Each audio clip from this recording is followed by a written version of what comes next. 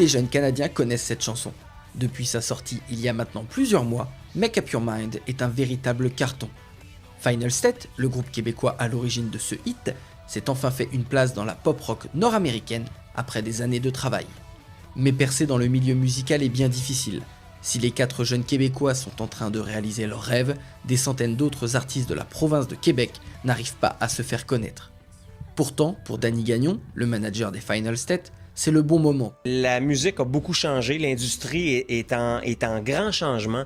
Il y a eu une époque où les artistes se dépêchaient d'aller signer des ententes avec des grandes maisons de disques, Sony ou bien Universal ou nommez-les.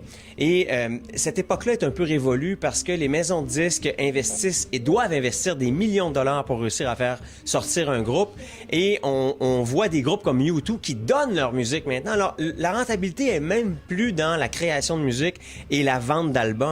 Danny Gagnon conseille aux artistes de ne pas perdre espoir et de penser différemment aux manières de se faire connaître.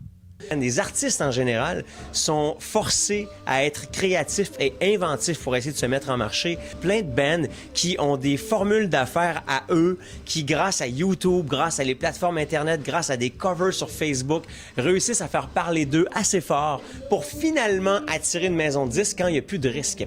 En gros, là, je pourrais résumer ça à dire que les maisons de disques sont un peu devenues comme des banques. Pour Danny Gagnon, l'aventure Final State n'est possible que grâce à l'évolution du modèle musical. Il y a 5 ou 10 ans, on n'aurait jamais pensé faire ce qu'on fait là. Et même si on l'avait fait, on aurait été des marginaux. On n'aurait jamais pu percer. On est en train d'assister à une révolution musicale où les maisons de disques, même les plus grosses qu'on connaît, vont être appelées elles-mêmes à se remettre en question. Le manager des Final State rappelle néanmoins que produire de la musique a un coût financier important. C'est une catastrophe financièrement de lancer un groupe comme celui-là. Enregistrer une chanson en studio, ça va varier entre 3 500 et 5 000 $. Une fois connu à l'intérieur des frontières de la province québécoise, le plus difficile reste néanmoins de s'expatrier à l'international. Alors là, tu dois engager ce qu'on appelle des trackers pour essayer de faire la promotion de ta chanson dans les stations de radio. Tu vas redépenser un autre 3 000 $ pour le Québec seulement, 7 000 si tu vas aller dans le Canada anglais, 30 000 si tu vas aller aux États-Unis avec ça. Alors c'est facile de dépenser 50 000 $ pour une seule chanson sans savoir si tu vas en récupérer quoi que ce soit.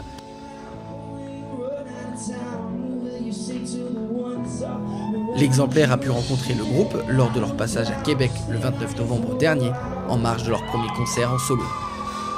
Ils sont notamment revenus sur leur début difficile. Non, mes parents au début m'ont vraiment pas supporté. Je suis désolé de dire ça à mes parents. Mais je pense que c'est pas qu'ils nous supportaient pas, c'est qu'au début, quand t'arrives avec un projet musical comme ça, ils te regardent puis ils sont pas vraiment, ils prennent pas ça au sérieux quand t'as peut-être 16 ans. C'est comme, c'est pour le fun, ça marchera pas. Puis mais tu sais, au fur et à mesure, ils ont vu que c'était sérieux. On a sorti un album, on jouait à la radio, puis là, à partir de là, ils ont comme fait, ok, c'est vrai. Mais au départ, non, c'était difficile. Comment vous gérez votre célébrité? Ça dépend où, mais des fois, ouais, t'entends des petits ricanements, puis du monde qui viennent te voir, veulent des photos, des autographes. Ça arrive tout le temps, mais tu sais, c'est tout le temps le fun. C'est le fun de voir que les gens te connaissent, ça veut dire qu'ils écoutent ta musique puis qu'ils apprécient ce que tu fais. Donc, c'est tout le temps plaisant. Je pense pas qu'il y a personne qui est au stade des paparazzis. Non, mais je pense que c'est un projet qui nous tient vraiment à cœur. Puis de voir qu'il y a des gens qui apprécient ça, je pense que nous, ça nous valorise. Est-ce que vous étiez prêt à tout cela? Non. je peux pas, non. C'est arrivé du jour au lendemain. Quand on a lancé Make Up Your Mind, on savait pas on savait que c'était bon. On se disait, on tente notre chance, on tente notre terrain, mais que ça soit numéro 1 pendant 16 semaines, on n'était pas... Qu'est-ce qu'on peut vous souhaiter? C'est quoi le futur? Je pense que pour tout le monde, c'est juste de continuer à faire ce qu'on aime.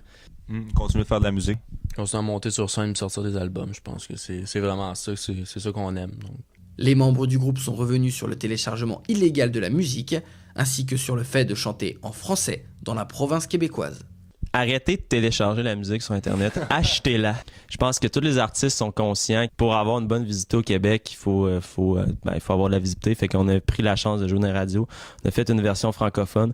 Puis en plus, on est québécois. Puis pour nos fans, on voulait quand même le faire. Ça nous tenait à cœur de quand même rappeler que oui, on chante en anglais, mais on vient d'ici.